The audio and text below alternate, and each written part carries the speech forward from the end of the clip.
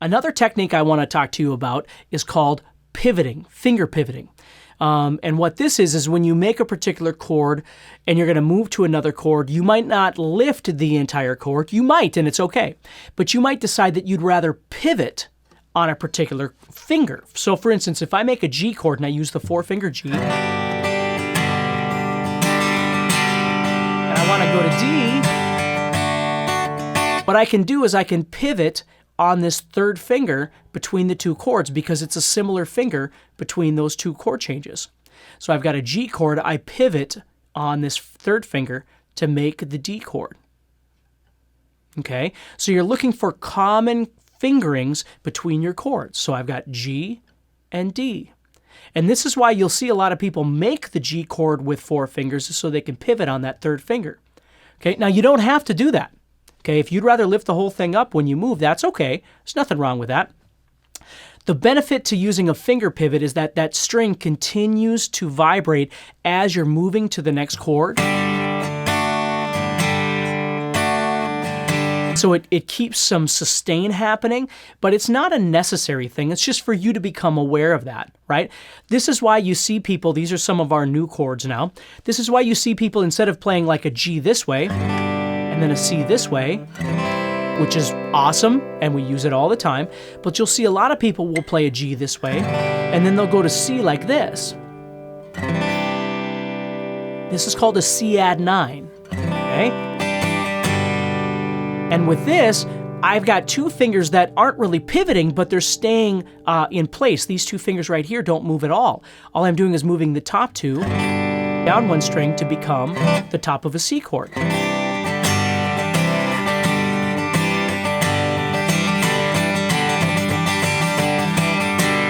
So you can move relatively quick that way because you're just dropping these fingers back and forth like this. So it works really well.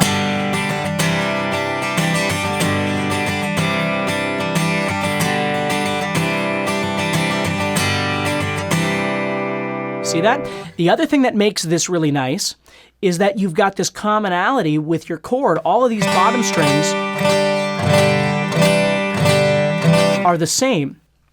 And for a guitar player, that sounds really, really nice, okay? So even though this is called a C add 9, this is a really important tip for you to know. When you're playing songs by other artists, and you're looking at the chord sheet or the tab, or somebody's telling you how to play it or whatever, and they say it's G to C, for instance, that doesn't mean that you can't play this C add 9 in replacement, okay? We call it a chord substitution. People do it all the time. So even though the sheet music might say to play a C chord, I would very much choose to play a C add 9 because I like the sound of it. This C add 9 will fit beautifully over another musician that might be playing that C chord. Okay, so if you have a piano player or another guitar player or somebody that's playing this traditional C and you play a C add 9, it's not going to fight the chord or battle the sound of that other chord. It'll sound just fine. If you're the only guitar player and you choose to play a C9 instead of a C, again, it's still going to sound great. So you have some musical freedom there when you're playing songs to be able to edit your chords a little bit.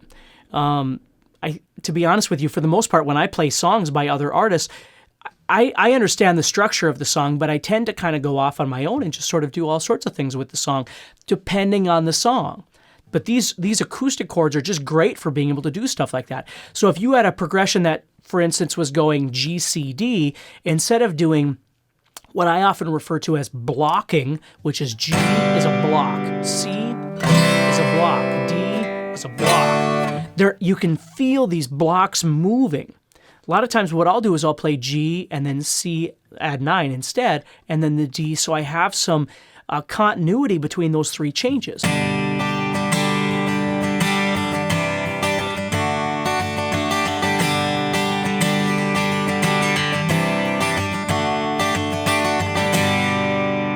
See?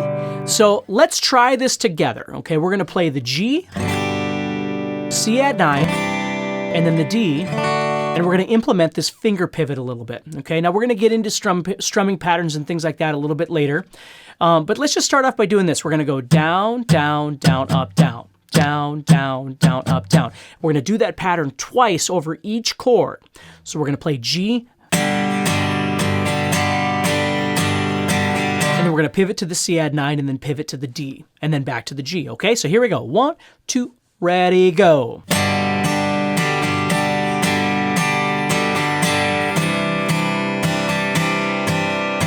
we go.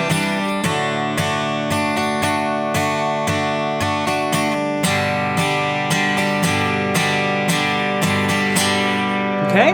Now, the other thing you're going to notice as I'm doing that is my guitar pick, my picking hand or strumming hand, is aware that each time I'm playing a different chord, I've got to shift down in my strumming, right? I don't want to strum all 6 strings all the time. So when I start off playing the G, I'm full and I'm hitting these chords. But when I go to C, I got to be a little more careful, okay? And then when I go to D, I got to be a little more careful.